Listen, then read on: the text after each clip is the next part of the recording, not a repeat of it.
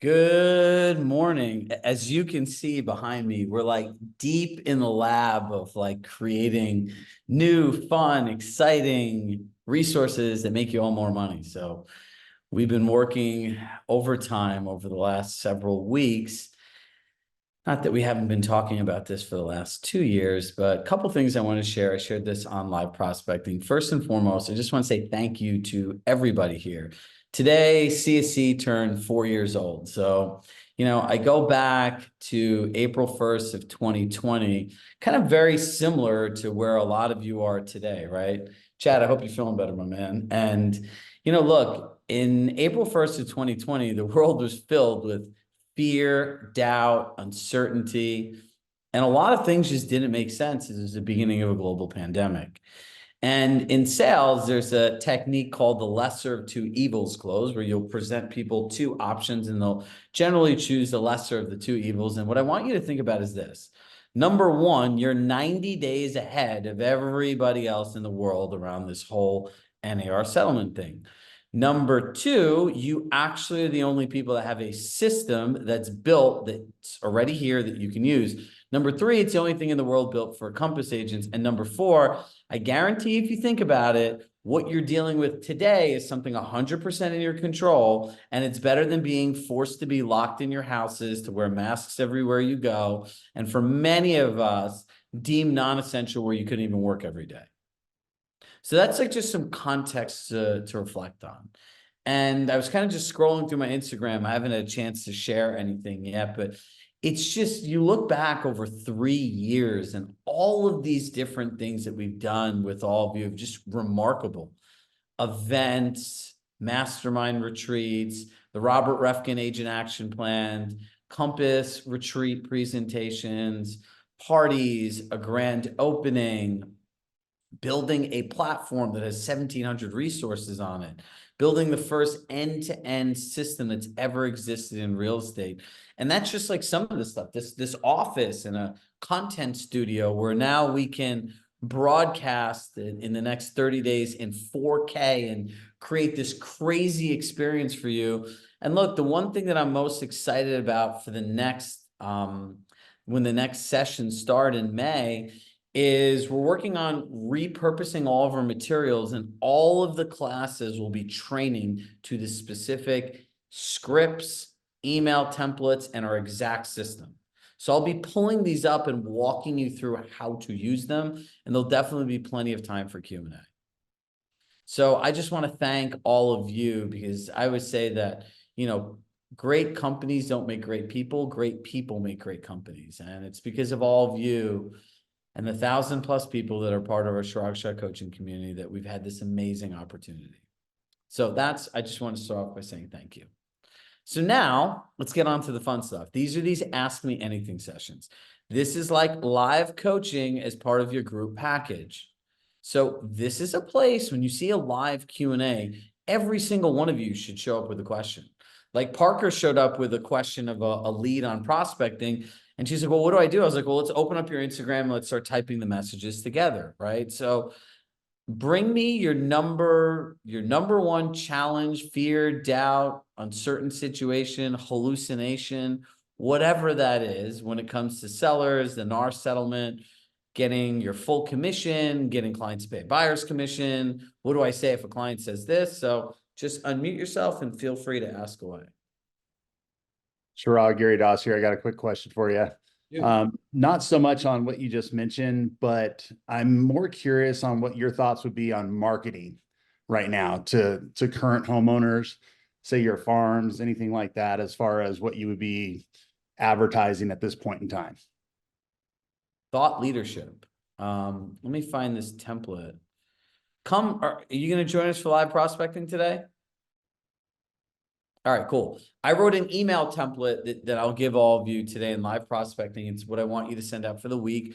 Look, we all need to position ourselves as the single source of information. What we don't want is our clients going somewhere else. So do you guys all know that crazy nutbag on CNN, Todd Kramer? Do you know why people like Todd Kramer? Because as crazy as it is, he gives his opinion of the market, meaning if you look at the Dow Jones, you look at the ticker, you look in the S&P 500, that's the same thing as people going on websites and getting just general information, Zestimates and all that other stuff. People pay for inferences of data, not observations. So anyone that sends an email out that says, oh, here's your market update. We've had 5 houses come on the market, 10 markets ago. You're literally wasting somebody's time and you're making yourself look like an idiot for the simple fact that they could go somewhere else and get the information. And odds are these other platforms have spent more money in curating it. So if you're going to provide the stats, say, I would say Gary's advice, Gary's corner, or what would Gary do? Like if you're a buyer, this is what I would do. If you're a seller, this is what I would do. And then I would have a closing line that says, look, we know that your goals are as unique as you.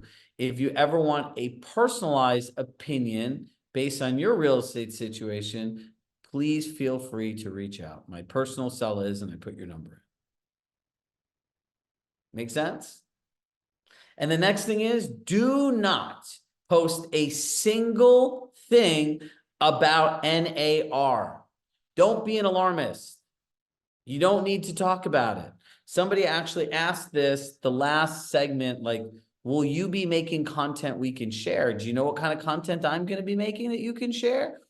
Hey, have you ever wondered what a real estate agent does for their compensation? Let me tell you. And this is why I have a good perspective on it. And I'll make stuff that you all can share. And then I'll make it in the context of why a Compass agent is better than other agents. If I was buying, hey, my name is, why should you hire a Compass agent over every other brokerage? My name is Chirag Shah. I was an agent and a broker owner for 14, and I own my own brokerage for 14 years. I've coached agents at Compass for over 15,000 hours. And let me tell you what makes them different. It's very different when I say it than when you say it, correct? And you guys can all share this out and about. So I'm going to try to go on the offense for you and humanize what real estate is. So if you want to share content, go out to all of your clients, because what nobody's talking about is the human experience of real estate. I'm sorry, buying a house is not like going on Amazon and choosing your favorite face wash and hitting buy it now. Your house is not a buy it now process. Do you know how many different things can go wrong if the buyer doesn't have representation? But they don't know that. They watch TV. They see houses sell in 7 days. Could you imagine if you have 15 different offers, 15 unrepresented buyers? They don't know what they're doing. And if people knew what they were doing, they'd go on WebMD and they would take the diagnosis and they would treat themselves. Make sense, Gary? All right, who's next? I find it very hard to believe. Chirag, I have a question. Shoot.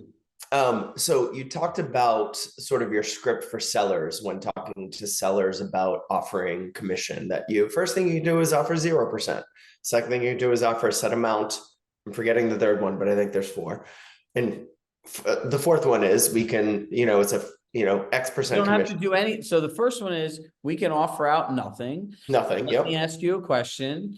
If there was no sales incentive on a home to cover the cost of your agent, and you had to essentially pay an extra $50,000 to buy this home, which you could use for renovations or something else, would it impact your choice to go view that home? You want them to answer, because if they're like, no, I wouldn't really care, I'd view it anyway, that means in that moment, you realize there's nothing you can do to change your mind.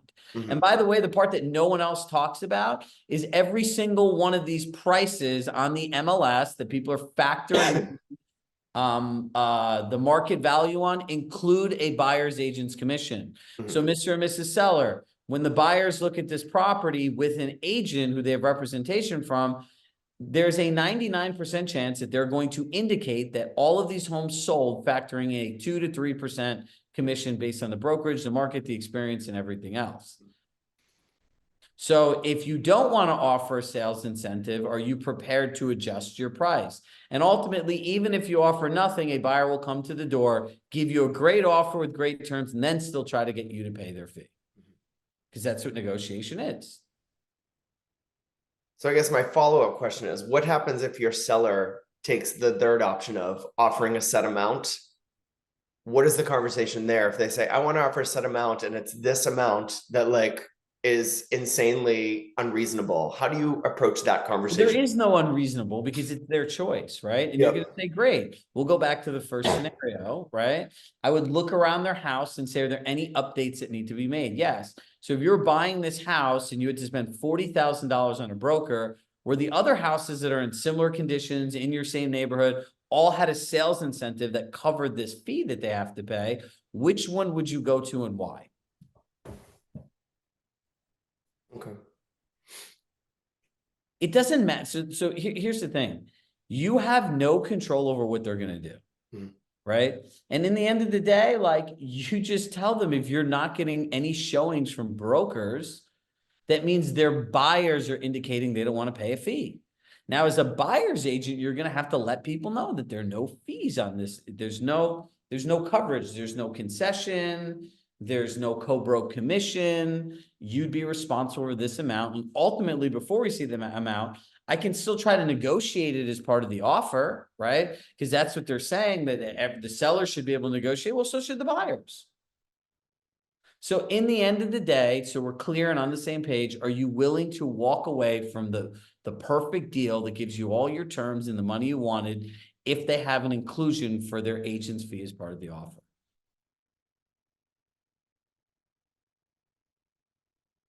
Make sense? We are so far ahead on this. Most of these people don't know what to say. And the funny thing is, if you look at all these trainings, they train in silos, meaning it's like giving you a recipe with only part of the ingredients, or if you're putting together IKEA furniture, they only give you the first 4 steps. Or they give you step 1, 9 in the completion. Well, what about the rest of it? Who's next? I love these calls, by the way. Jody, I'm going to call on you. You speak to dozens of agents through your wonderful accountability group. What do you hear coming up most when it comes to sellers? I guess what in our group, we're kind of role playing out how to talk to sellers about offering commission, just like you just did. That seems to be the general struggle right now, and you just did it. So it would be repetitive to do it again. So ready, that's the number one thing, right? Like if you're working with sellers, you're going to get to this place of everything's agreed upon, then you have to talk about this. And you have to talk about this as a professional that's not attached to the outcome.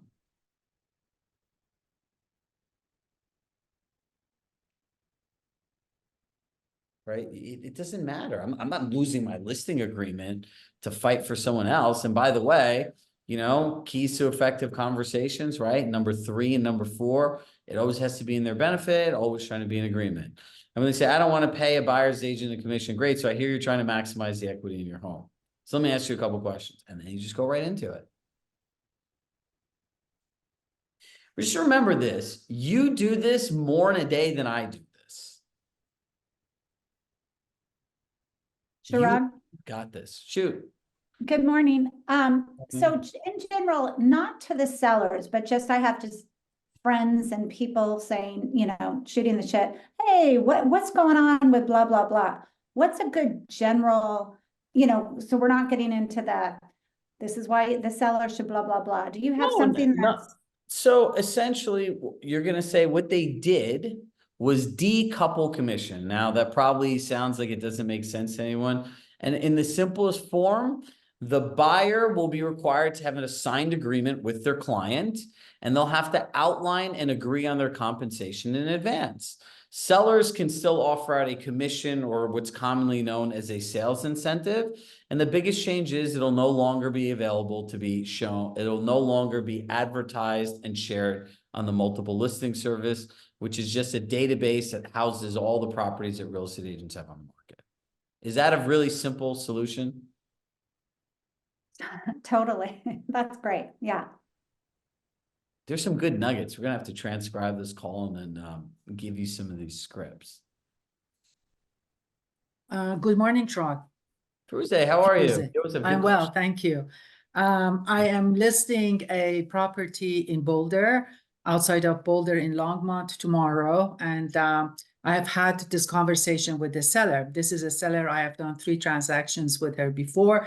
She never thought about, paying the commission to the buyer broker. And then when I started explaining about all this, that's what's happening, she started thinking about, what is the reasonable commission that she would pay. I am charging her 2.2 because I have had transactions with her before, which is I typically do. So I kind of put a scenario of what she, pays. If she pays 2%, 1.8%, calculated all that. And then she told me that, well, I feel bad to pay more than what I'm paying you to the buyer broker. And so what do you think if we offer them 2.2? I said, you don't need to offer anything, but that is something. So ready. Number one, if she wants to offer something, don't say they offer anything. And I would, it's so anyone that says that, listen to this one very carefully. I'm in a good group today, just so you guys all know. I would say this. I would say, thank you so much for valuing our partnership to be able even to share that. And as uncomfortable as it may make you feel, the truth or the reality of the situation is the buyer's agent's commission is a sales incentive to have the most buyers potentially show your property, which is in your best interest. Now imagine if you went into Bloomingdale's, Nordstrom, Saks, and you saw multiple different brands. In this scenario, it'd be like multiple different houses. Would the brands that had the best sales incentive appeal to you the most to look at and then see if it was right for you? Or if there's one brand that had a lower sale, if one place had a 10% sales incentive and another one had a 30% sales incentive, which one would you go look at to see if you could find stuff that was right for you? Oh, the one that had 30, be like, well, it's the same thing with your house. The more of a sales incentive you offer, the more likely it is to be able to get somebody to come. The thing that gets really interesting in this is, I've been in the weeds reading these. What's interesting is if a buyer's agent has a 2% agreement, the sellers offer 3%, what happens to that extra 1%? I believe it goes back to the buyer, but this is something I'm looking into with a lawyer. Yes, it does. Yes, it does. Exactly. So you're going to say it's a win-win, right? So now an agent showing the property can say that, hey, the seller has an incentive that covers your obligation in the commission that you pay me, as well as an extra 1% sales incentive for you, the buyer, if they buy the house. By the way, this is like a mortgage and HUD nightmare, right? So does that make sense? Thank you. Yeah, thank you. Parker, Yeah, but Chirag, yep. hello. Part of the lawsuit was like saying, we were steering buyers based on what the advertised commission was. If a whole conversation doesn't sound like steering to me, then I don't know what it is, I don't know what to say about that. Well, I agree with what you just said, but yeah, if I have to pay $30,000 to you, right? I would like to know which homes will cover my fee so I'm not paying $30,000 out of my bank account. And this is not to get political on anyone, but this is the typical thing that happens when governments or businesses or corporations try to make decisions with little lack of insight on how a business actually works, right?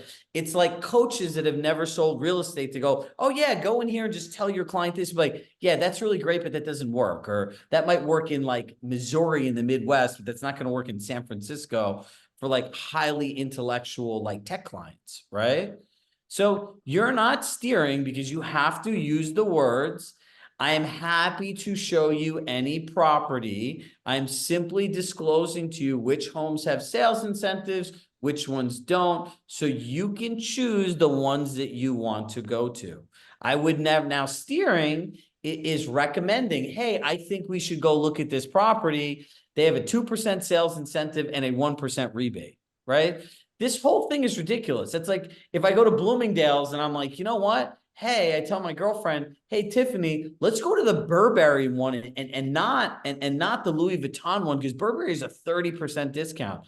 Or if the salesperson now tells me, go look at Burberry, they're offering 30% off. Now, are they steering me to that brand and taking away my free choice? It doesn't make any sense. Now, Chirag, I get that with buyers, that's a super easy conversation. But you were just talking about talking to a seller offering the incentive.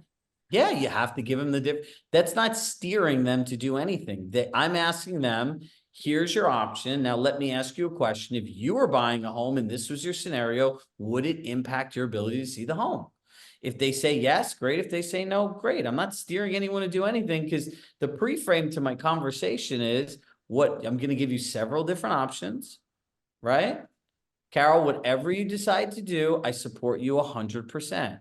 And just want to preface this again. These are the different options that you have that you will have to make a choice on, right? Steering is commonly known as when you're bringing people to certain neighborhoods or places based on school district, ethnicity, religion, those kinds of things. Oh, okay. Yeah, you're right. You're right. You're right. This is where all my years of being It's Monday morning. No, it's not. But no, it's not that it's Monday morning. It's that the industry sucks at providing us explanations on what these terms are. Railroading and steering. These are like in the 1950s when they had like Jim Crow laws, right? But again, the benefit of being here for all of you is I spent 4 years on an executive committee on a 30,000 person board. I know my NAR stuff. I know my code of ethics stuff. I've sold real estate. I've worked with all of you. So there's not many questions that I won't be able to answer. Right? The ones I won't be able to answer, I'll tell you, I'll refer to legal counsel and I'll get an answer from a real estate lawyer. Miriam. From my perspective and the way I talk to my clients, nothing has really changed. So I find the hype a little bit difficult to explain, because the listing agreement, California listing agreement, the seller has always been able to, because those spots are blank, like total commission, and then the amount that goes to the agent has always been blank. And the buyer broker agreement, nothing has changed. So my challenge is a little bit more of there's all agents freaking out that you talk to. I have quite a few listings thanks to you.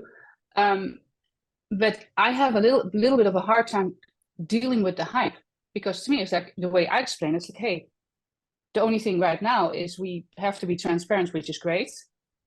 And, I've always been that way. So I have more of a challenge the other way around, if that even makes sense. So what specifically is your challenge? Actually understanding the hype.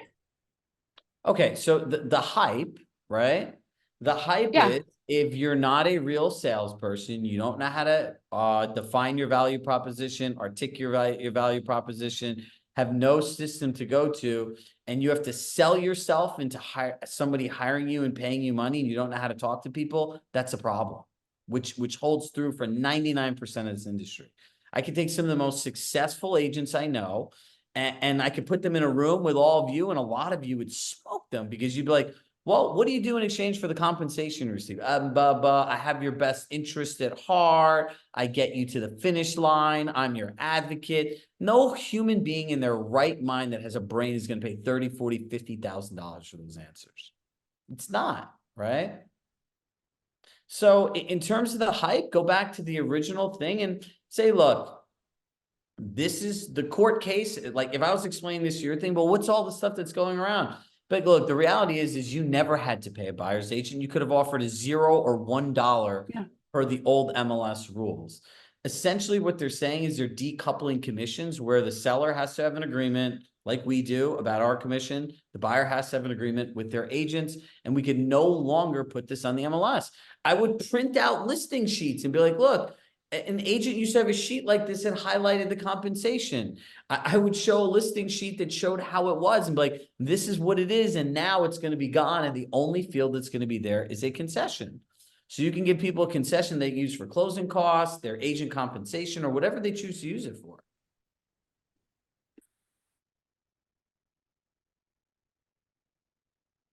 Does that make sense? Marion? Yeah, but that's I think like calming down the agents that are totally You're not gonna freaking out calm, you is can't calm down a bunch of alarmists. You can't do it. It's just, okay. Thank you. no, I'll let that one there's go then. no sense in doing that. The second thing I'm gonna tell you about this is, and I shared this on prospecting, the one thing I know for the 6 years I've been doing this at Compass and all the training I've done my entire life, you could give real estate agents the greatest solution to every problem they have in the world, and the only thing they're going to think about is those one or two weird cockamamie situations. Well, what do I do in this situation? It doesn't matter, because if you get everything else right, who cares? But your fears are projected to protect yourself, right? It doesn't matter. I said this to Parker. I don't care if it's your mom, your dad, your brother, your sister, your uncle, your cousin, Shawanda, Carol, Danny, Renee, Susie, thank you for coming back again, Gary, Chad, Kristen, Bill. They all get the same presentation, the same questions. It does not matter. You go to the Ritz-Carlton, the Four Seasons, everyone gets the same experience, depending on what they want, or maybe a relationship to them, they maybe get enhancements, but the same thing holds true and true. Look at, go sit on these calls. Go to Momentum Monday or go to the call on Thursday and watch the chat, and you will see how distracted people are. In the end of the day, if you focus on the things that you came here to learn, you have access to, you'll be better than 99% of humans on earth that are real estate agents. Because no one knows how to do this. No one knows how to talk to people. No one has a med C to learn what people want, right? And look, Kristen, I'm going to come to your question in a second. Look, if you have a client, right, Angelo, if this was your home, right, and you knew it was beautiful, it was going to sell on a day, why would you even want to offer a commission? This is part of the new world we live in.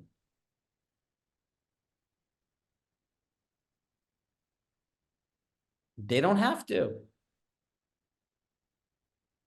So don't fight for it.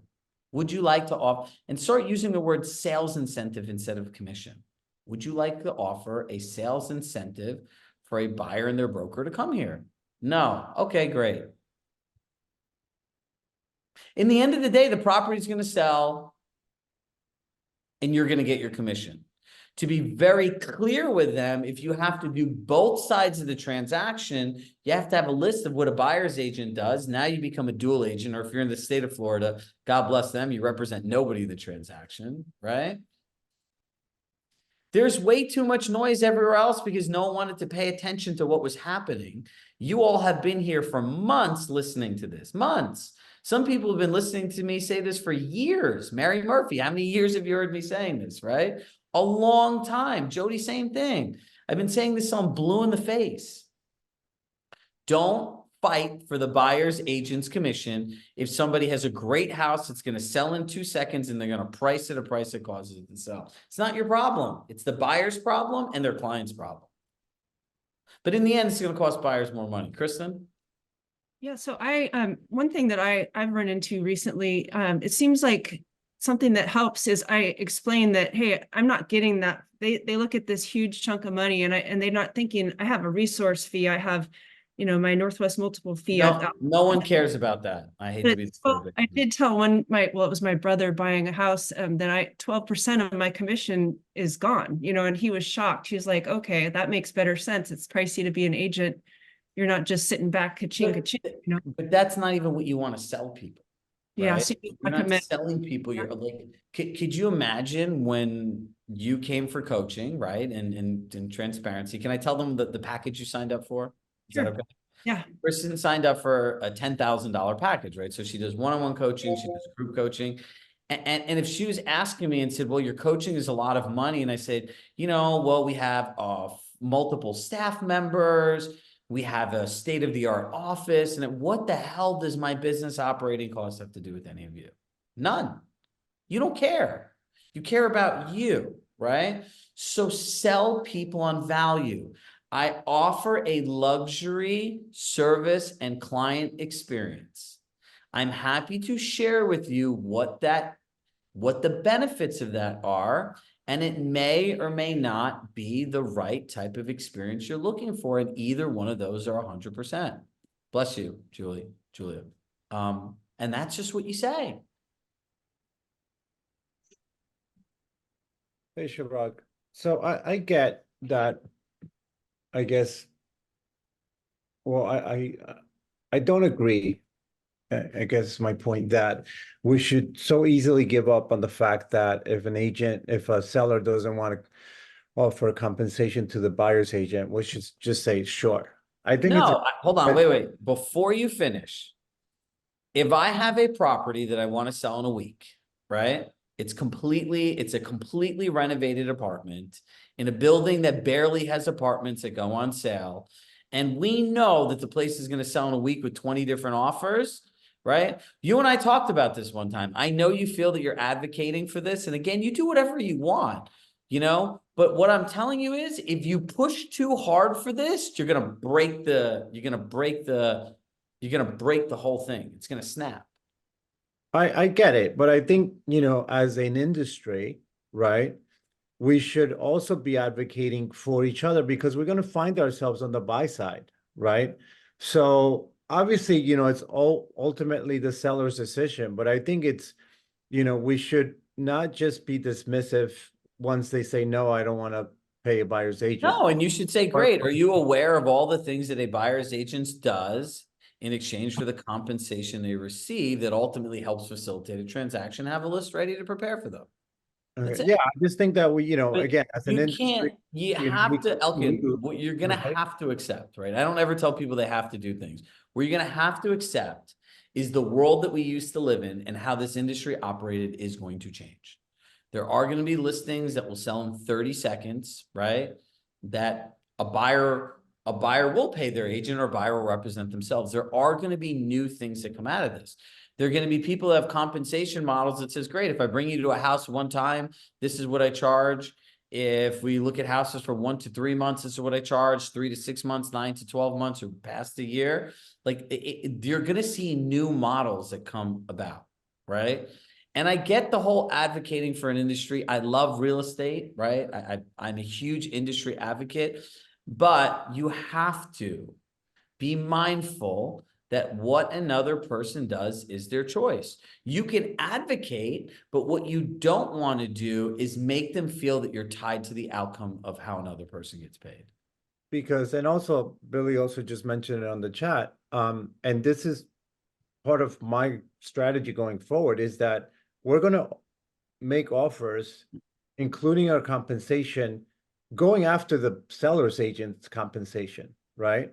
So they're going to have to present that, right? So let's just say the seller is offering 4 bananas, whatever you want to call it, right? Or to the seller's agent. We're going to go after half those bananas, right? So, the seller, they're going to have to present that to the seller. So then it comes down to the seller having to have that conversation with their agent saying, well, they have a good offer, but now I have to split your compensation, right, to pay them. So that's why essentially, I can agree to disagree with you, right? I think if you're talking about industry, if you're an agent, you talk about sketchy things in real estate, steering offers and everything else. The first thing that I would tell a seller is to be very clear before you sign this agreement, under no pretense or circumstance will I, A, share my commission, B, cut my commission, or anything else like that, right? Number two, if you brand yourself as somebody that's going after like the seller's agent's commission, again, this has never happened before, but you're going to have a hard time co-broking with people because once somebody loses money that they earned on the seller side to pay a buyer's agent and they see you come along, it's not the right thing. I think the simplest thing to do is just focus on your scripts. And if I were you, and this is how you feel, and this is not you're the only person that shared this sentiment. So I know you feel very strong about it because you've shared it now twice. If I were you and this is the path that you choose to go on, and again, I'll give you my disclaimer, I don't think this is a good idea. I would not advise against this. Elkin, you're a great human with an amazing daughter. I'm 100% against doing this for you. But if you choose to follow this path, I would make the best list that anyone's ever seen, what a buyer's agent does in exchange for the compensation, and build the value of the buyer's agent for the seller. Yeah, and I guess, in closing, I just want to be clear that it's not that I'm against it, right? I just feel that we, again, as a community, we need to convey the value of the buyer's But this agent. is part of how the lawsuit, these are some of the things that people complain that a bunch of brokers got together and says, hey, we all need to really share the value of a buyer's agent's commission. We should offer out things that could be viewed as a form of collusion. Perhaps, but like, Not perhaps, that's what I tell literally. people, look, it's part of, consider it an investment in your marketing, right? And I just had this last week, and again, it's totally up to you, Mrs. Seller, but the way we see it is that it's an investment in marketing, right? So, but again, it's up to you. You can choose 0, you can choose whatever, but I don't think that we should just put our hands up and say, fuck it, don't pay the. Listen, I can tell you this, and I've dealt with a lot of like Indian clients per se, right? From when I worked with them in real estate. If this guy has in his mind that he's paying 0, there's nothing you're going to do to change certain minds at 0. So like, look, you do whatever you want, right? Like I'm just don't for your own well-being, start going around to meetings or places and start saying that we all should be doing this together. That will get you into a problem. Your sales manager will have a heart attack, right? Don't do this because you're a good person that practices good ethics and has a good business, right? Exactly. It's our job to educate, their job to decide. I support you 100%. All right, ask Jody and then we have to run. We're going a little bit over. Jody, go ahead. Just an observation, since now you need a buyer broker agreement prior to touring a property. Is there really an issue? Because think about it, when a buyer comes in to see a property, they're going to have a buyer broker agreement in place already. Yeah, they already have agreed to their compensation, right? Like, and people can offer concessions and like, there's all kinds of different things that come out after this. Does that make sense, what I'm saying? Yeah, they already agreed to their compensation. Right, the compensation is going to be agreed to prior to touring the property. Technically, right? There may be some unrepresented buyers who come, who come to see property, and then that has to be determined how that's handled. I would charge more money if I was an agent, right? I'd be like, look, the compensation that I'm doing is for all of these things on your side to represent you. If I now have to do additional work outside the scope of our agreement, I'm going to have to charge you for it. But I can't advise the buyer on making an offer. I can't advise them on like, you have to get into like understanding what a buyer's agent does and then how to communicate this. And then y'all need to practice, right? So Bill, if a buyer says, ask for a concession to the seller because they're, hold on. Carol's question is, they say no to one commission and the other one? You say, great. So how would you feel if you No, Chirag, what I'm talking about here is you have a seller that is also buying. So he's selling his house and he's buying another house. And he goes, well, if I pay the buyer's commission on this side, and then I go buy a house and then I have to pay the commission. I mean, I realize this is all what if, but this is going to come up. There's no what if. The only thing you can do is make an entire list of these questions, and the smartest thing we could do, is make one master doc that puts all of these things in one place, right? There's only so many of these different scenarios that can humanly come up. See, now that we got the ball cooking a little bit, now everyone has questions. Thank you, everybody. All right, look, I think everyone just needs to understand, like, as my famous saying, and everyone in my house says, it is what it is. Learn to live with it and learn to play the games, right? They say, don't hate the player, hate the game. Like, this is the game. It's not changing. So the second you can remove any kind of emotion out of this, you can win. You have to make decisions based on facts, not feelings. You have to realize that you run a business and you're self-employed and you're working for yourself. You have to realize that the reason people hire you is 150% to represent their interest only. And if you don't want to work with people that don't offer out commissions, you could say, I'm sorry, I don't work with people that don't offer sales incentives. It's not the structure of my business. All right. Unless you want to pay me to do a second agent's job. Like, think about it. Whether you're writing an offer, the inspection, negotiating the inspection, signing a contract, going through the appraisal, moving, meeting contractors, all of those different things. You know how many things could go wrong? Do you think a buyer knows how to write an offer? You think an attorney is going to go through the house and explain to them what to look for and all these other things? Think about how much you guide offers. So like, if I were all of you, number one, I'd be doubling down on the human experience in this. And number two, start showing people what you do. Not like, hey guys, inspection day. Like, I'd be like, hey, I'm in a home inspection right now, and look at this thing. This thing is black mold. They have a kid that has asthma, so now we have to get the air tested and everything else like that. And we need to know that even if this is not there, because you can erase black mold with like mildew, Clorox spray, or anything, now we know this is here.